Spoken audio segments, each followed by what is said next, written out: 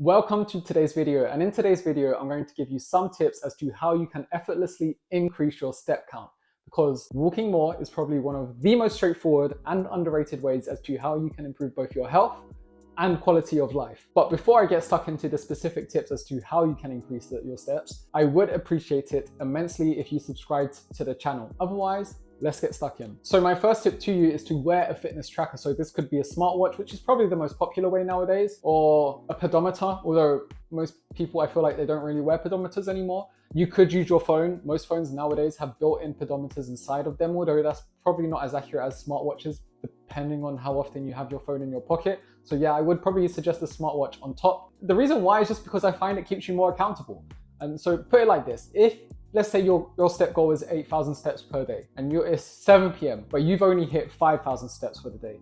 You seeing that you've still got 3,000 steps to go is going to make you more likely to want to get up and hit your remaining steps, whether it's in the form of a short walk, maybe pacing back and forth a little bit more when you're brushing your teeth and you're flossing. It's just a great way to keep you more accountable. I also find like the positive feedback loop of you hitting your step count every day only makes you want to hit it even more. So again, a fitness tracker is just a great option to have. And then tip number 2 is to take the stairs instead of the elevator or the escalator. And I know it's such a cliche point, it's one I hear all the time when it comes to how to increase your step count. But if you are struggling to hit your step goal and you're not doing those more simple tips, then that's exactly why. It's you overlooking these simple tips as to part of the reason why you're struggling. So like I said, instead of taking the elevator or the escalator, start taking the stairs. And then that brings me on to point number 3, which is another cliche point, but again, it works well, is park further away from maybe the supermarket or wherever it is that you are. Because when you park further away, again, you're going to have to take more steps. That's just another great point to use. Again, I know it's cliche, but again, if you're struggling to hit your step count,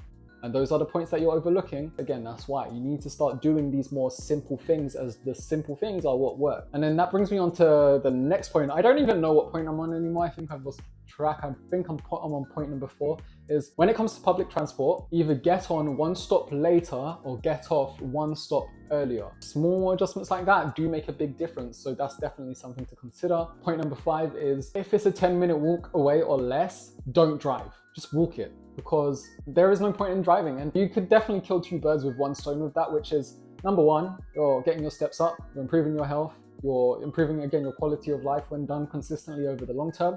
And let's face it, gas prices, they're not exactly cheap right now. So if you can save money on that too, whilst again increasing your step count, then it's a win-win. And then on to point number 6 is find a 10 to 15 minute slot once or twice a day in your calendar where you can schedule in short walks. Again, it doesn't have to be super long, just 10 to 15 minutes will make a huge difference. Not in isolation, but when consistently done over time. These short walks could come during your lunch break, it could be after your dinner, it could be when you're walking the dog. So again, those are just a few ways that you can get these short walks in. And then the final tip is to set a step goal and gradually increase it over time. Obviously, you can only do this for so long, because if you kept doing that, then you would eventually hit a ridiculous step goal. So if you've averaged 4,000 steps for the past month, then you could maybe aim for 6,000 steps on average at first.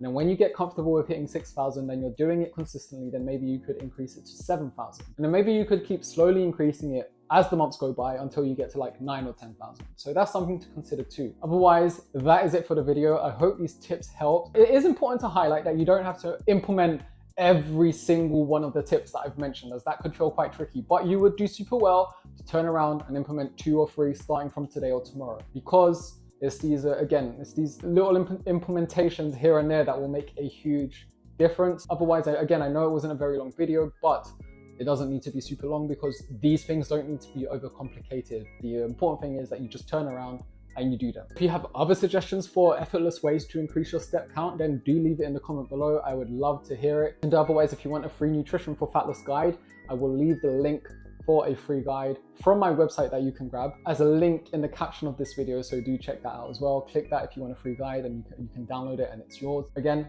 subscribe to the channel if you haven't already. Like and share this video. Take care, and I'll see you around.